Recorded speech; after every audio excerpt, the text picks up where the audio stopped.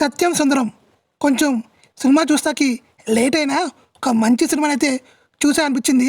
మీరు ఈ సినిమా చూస్తుంటే మీకు ఎలా అనిపించినది మాకు కామెంట్ చేయండి. ఇంకా సత్యం సుందరం సినిమా కోసం మాకు అంటే చాలా బాగుంది. చాలా రోజుల తర్వాత ఒక ఫీల్ గుడ్ సినిమా అయితే తెరలోకి వచ్చింది. అది డబ్బింగ్ సినిమానా లేదా స్టేట్ సినిమానా కాకుండా మంచి సినిమా అయితే చూశాను. ఇంకా సినిమా విషయానికి వస్తే సత్యం ఇంట్రోవర్డ్ అయితే సుందరం అయితే ఎక్స్ట్రావర్డ్. సత్యం సుందర్ క్యారెక్టర్స్ మన రియల్ లైఫ్ నుంచే పుట్టాయి. చాలా బాగుంటుంది. ఇంకా ఈ సినిమా గురించి చెప్పుకోవాలంటే ఈ సినిమాకి కార్తీ వచ్చే గారించి ఎక్సలెంట్ ఉంటుంది సినిమా. అంటే స్టార్టింగ్లో బాగానే ఉంటుంది. కార్తీగా ఎంటర్ అయ్యే గారించి కామెడీ అనేది భలే జనరేట్ అవుద్ది. ఎక్కడ మనం బోరింగ్గా ఫీల్ అవ్వము. సినిమా చాలా ఎంగేజ్గా ఉంటుంది. సత్యం క్యారెక్టర్కి ఎంత బాగా కనెక్ట్ అవుతామో సుందరం క్యారెక్టర్కి అయితే అంతకు మించి మనం కనెక్ట్ అవుతాము. ఈ సినిమా విషయానికి వస్తే 96 అనే సినిమా తీసిన డైరెక్టరే ఈ సినిమాని తీస్తున్నారు.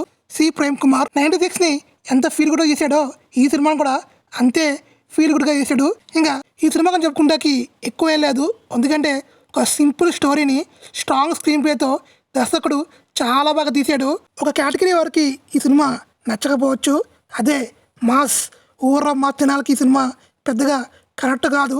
ఎందుకంటే సినిమా కొంచెం స్లో పీస్లో ఉంటుంది. ఇంకా అరే ఎంతసేపురా అని అయితే ఫీలింగ్ అయితే వస్తుంది. క్లాస్ వాళ్ళకైతే ఈ సినిమా పిచ్చిగా ఎక్కుద్ది, కానీ మాస్ వాళ్ళకైతే కొంచెం కష్టమే. సినిమా రిలీజ్ అయ్యి 2 రోజులు అయిపోయింది. ఇప్పటికి మీరు చూడకపోతే ఈ సినిమాను మాత్రం మిస్ కాకండి. ఎందుకంటే నెక్స్ట్ ఫ్రైడే కాంచి తెలుగులో 4 సినిమాలు వస్తున్నాయి. ఇంక ఈ సినిమా ఎక్కడ ఉంటుందో అని చెప్పలేము. ఈ శుక్రవారం లోపలే ఈ సినిమాని మాత్రం మిస్ కాకండి, చూసేయండి. నా రేటింగ్ అయితే 4/5. ఏంట్రా 4 ఇచ్చావు అనుకుంటారా? మీరు సినిమా చూడండి, అది మీకే అర్థమవుద్ది. సినిమా కరెక్ట్ అయ్యేవాడికే ఈ సినిమా వాల్యూ ఏంటనేది తెలుస్తుంది.